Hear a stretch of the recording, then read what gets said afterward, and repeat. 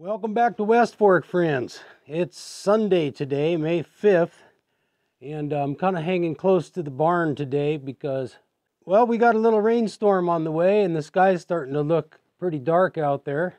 Hoping we can squeeze in a quick axe video before it starts raining.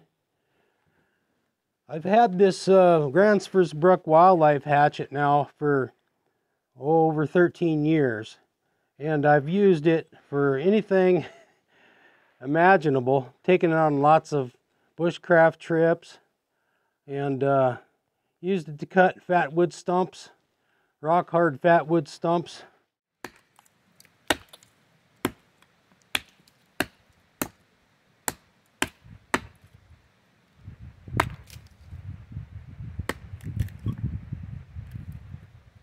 I've used it for my spoon carving hobby.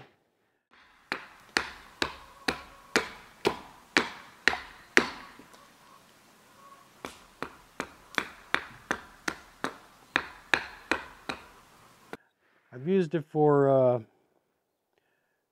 helping me to skin deer, split and kindling, just all kinds of different tasks. And it needs a little TLC now. So anyway, I've got some supplies here to make the job a lot easier. I can reprofile the edge the way I want it. I can bring it to a nice polished finish. And let me show you what I got here to make the job real easy. Okay, on the table I have a series of sandpaper grits. I've got 320 here, and that's what I'm going to start with. From here you can see kind of an uneven edge there. Well, let's look at the tools we're going to need. First of all, I learned how to sharpen with sandpaper because that's how I learned how to sharpen my Scandi grind knives that I use for carving. And for that I use a piece of tempered glass, and I put the sandpaper on there. I tape it down to the tempered glass and I use that as a sharpening surface. But I thought of another little way by using this sanding block. It's a rubber sanding block, so the surface is kind of flexible. It fits in your palm real nice, and we're going to try that today, see how it works. I have a straight edge ruler for cutting the sandpaper, big old pair of scissors from a secondhand store somewhere, and then I also have this block of wood here which will allow me to rest the hatchet on there while I'm working on it. Okay, I had to move the camera out of the rain here and kind of cram things back. Got a little thunder shower coming in. But let's talk about sandpaper.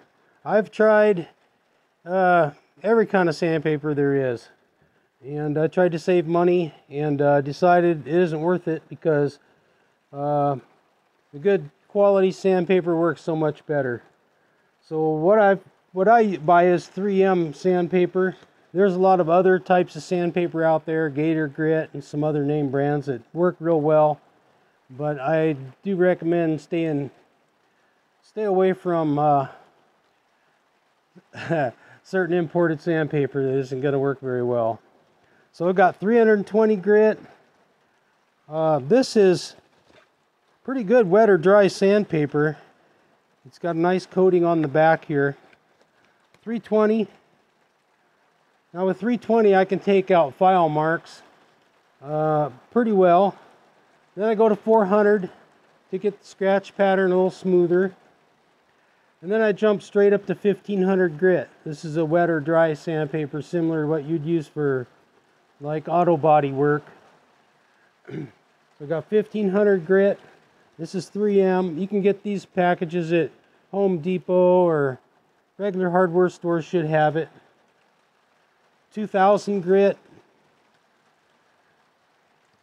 3000 grit, which will make it start shining up pretty good. And then for the final stropping, I'm going to use this green Veritas stropping compound, the green kind. You can get this at Harbor Freight pretty cheap. You can also order it from Lee Valley Tools. That's where I got mine. It's good quality stuff. But I've heard good things about the Harbor Freight stropping compound also. This is great for knives. I use it on all my Scandi grind knives. And then you'll need a sanding block if you don't have one already. This is a pretty common item if you do woodworking.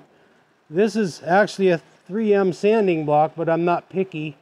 You can get a decent sanding block. I think these are about 20 bucks. But you can get a pretty decent one at Harbor Freight for $3 or $4. So anyway, without further ado, let's start working on this this hatchet here. And one thing I'm going to do is reprofile it a little bit, and I'll get a piece of paper and a pencil and show you what I plan on doing with that. Most axes, and these Gransfors axes, come with a convex grind. It's shaped kind of like this. Not quite like that, but that's kind of what it looks like right here. Convex grind. It's kind of rounded on the outside and thin at the tip, but it has a lot of metal supporting the edge. So that's a convex grind. I'm going to change mine a little bit. I'll show you what I'm going to do. But anyway, this here is what I'm going to do because I'm a wood carver. I use this axe for a lot of different purposes, and what I'm going to do is I'm going to take the shoulder off on the left side because I'm right-handed, and that will help the axe bite as I'm carving. But you have to be careful when you do this. You don't want to do it to both sides of the bit. You need to leave kind of a wider shoulder on this side so that the angle of the edge is shaped differently, but you're still getting approximately 25 degrees. So the first thing we'll do is get a sheet of 320 grit here. This is running a little wider than my sanding block, so I'm going to cut it to width. There's a line there, easy to follow. It's pretty good. And if you've never loaded one before, you pull up on the top flap and there's some little tack nails in there. Push your sandpaper in as far as it'll go and then squeeze, and those little tacks will retain the sandpaper on the sanding block. Okay, as you can see, I got the bit of the axe resting against the firewood chunk. I can put my hand on the head and hold it pretty steady now. I use a circular motion. You can use long strokes too. This works pretty good though. Now this side here, I just want to follow the profile that's on the axe, but on this side, as I'm hewing, this side I want flat because I want this to bite. If it had a shoulder on that profile, this would tend to glance off. And I'm trying to do some precision work. I need that flatter. So I'm going to leave it chunky on the right side and flat on the left. I'm going to roll it over. This is going to be flatter. Okay, so I've hit it with on both sides with 320. And if you look on the block of wood there, you can see there's fine metal dust. And then this side, this is the side I wanted to grind down a little bit flatter.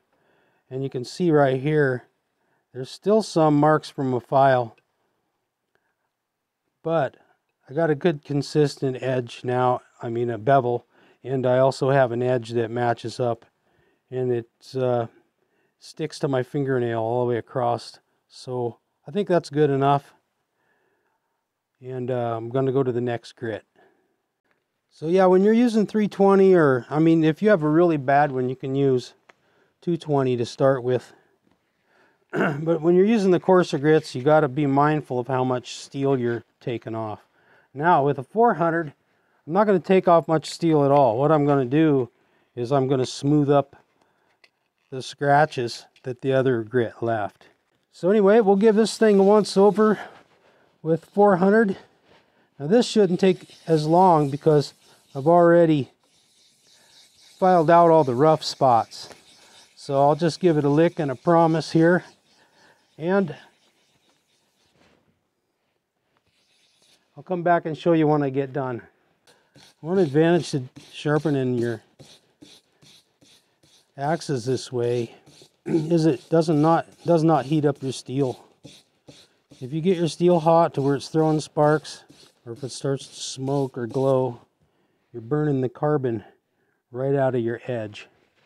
You burn the carbon out and you're left with iron. And iron is soft. You don't want to let it get hot. And also another advantage to doing it this way, it's very slow. So if you put it on a sander, you've got to know what you're doing. You might have to have jigs. And you can't correct your mistakes because it takes so much material off and it's so fast. So I like this because it's quiet out here. I can enjoy being outdoors and, well, in this nice little covered area. And I don't have to listen to machines or breathe dust. I don't like to breathe dust. So that's 400 grit. It's looking pretty good. It's very sharp. I can tell you that right now. It is very sharp. Okay, here's a nice close-up so you can see what's going on. I can still see some file marks, like right in here a little bit. There's a little bit of file marks in here, but out here it's really getting nice and smooth. It really feels smooth. Yeah, pretty much quit raining out here. It's pretty warm too. It's only like 60 degrees out here, and the chickens came back outside into the pen. Not a bad day. Now we're going to the wet or dry, and it has black or dark gray, charcoal gray abrasive. This is a wet or dry, and you could actually put water on it and it might help polish it better. I just use it dry, but you can use it wet. So I'm going to do the same thing on this, just stepping up to 1500 grit. We'll see what happens. This is the polishing phase now. So we're going to polish this baby.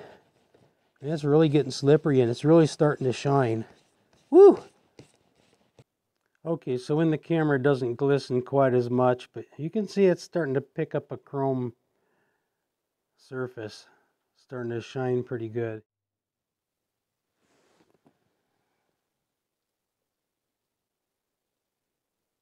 Okay, I'm back.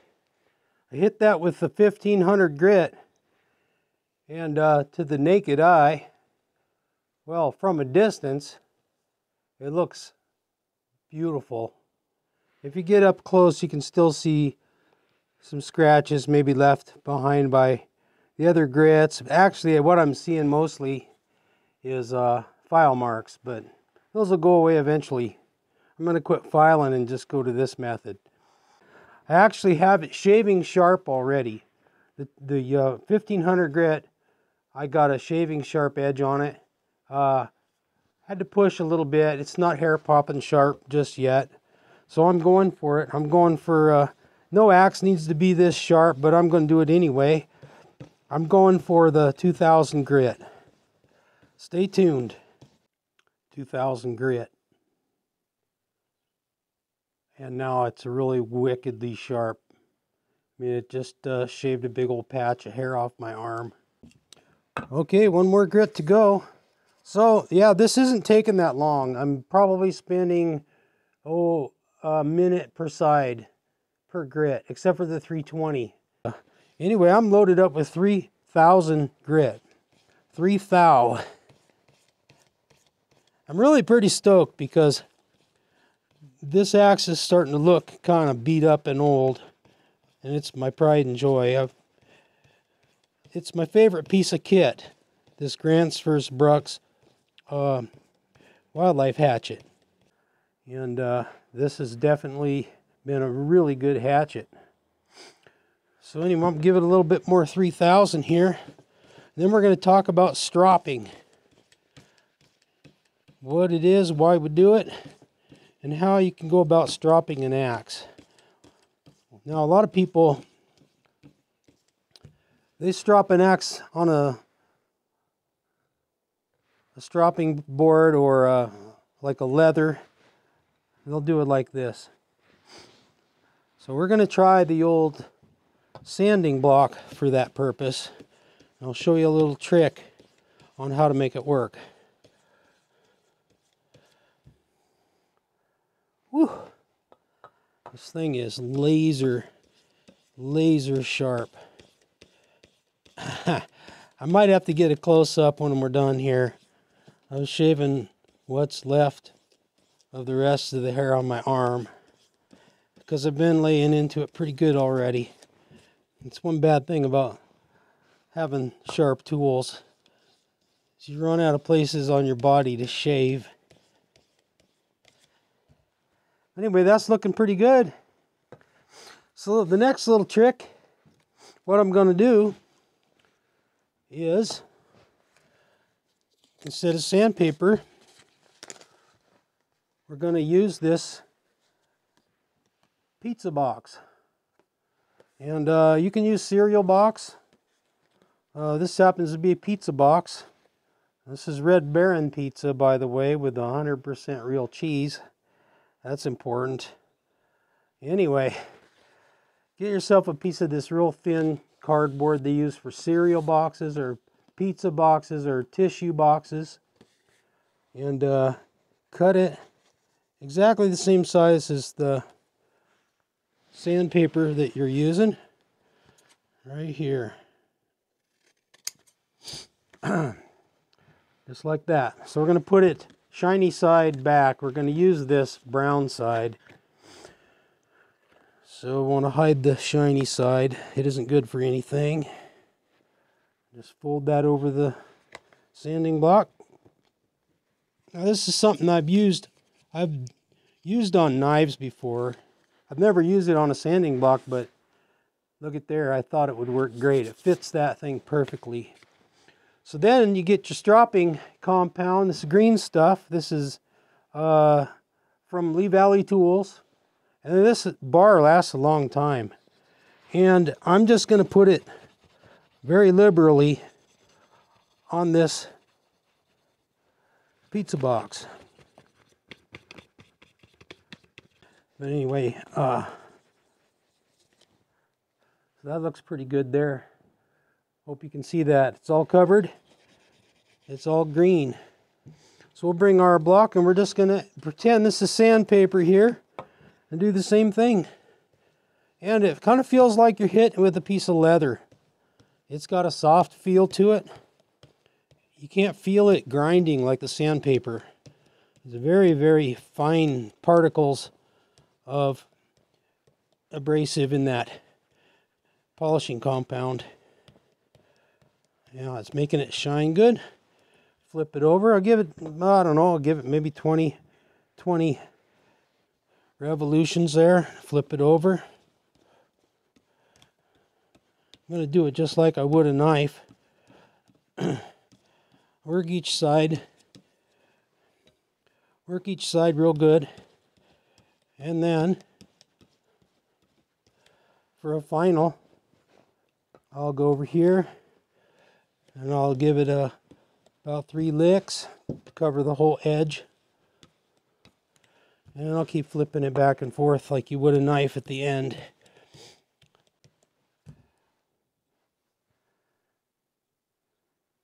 Yeah, it feels sharp. Let me see if I can get a close up.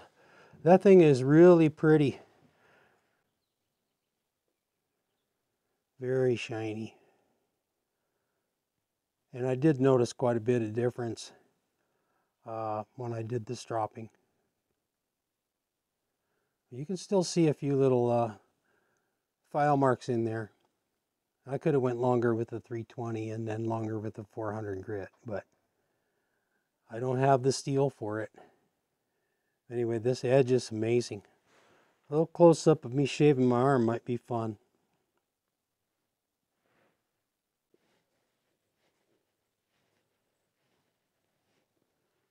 It definitely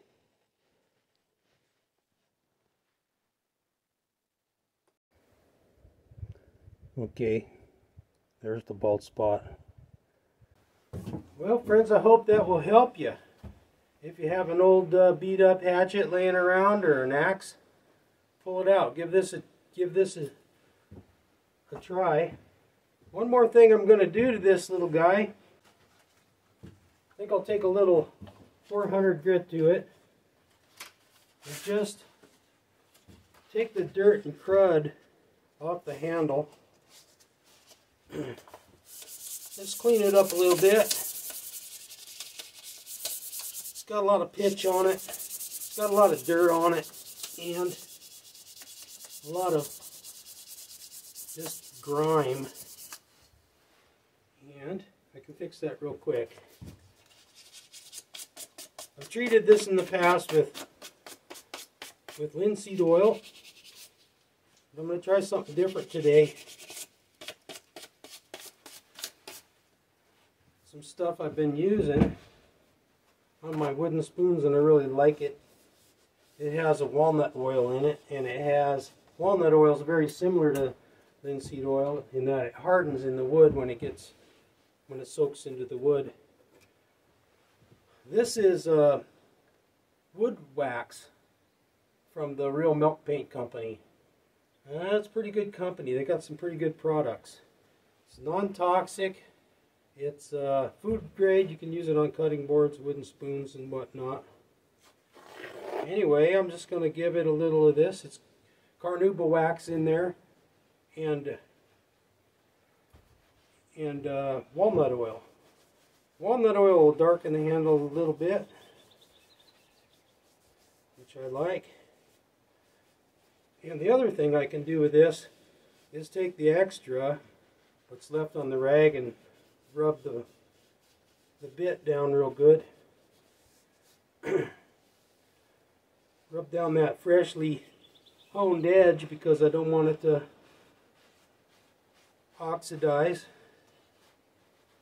I'll do that right now. And it protects it real well. This wood wax, I mean, you don't have to, you can rub it down with that anytime. And I've used it on leather, so we can take it and freshen up this sheath a little bit. I like what it does to leather. Use it on a knife sheath. It worked pretty well. So I know we're getting a little off topic here. I really appreciate you tuning in.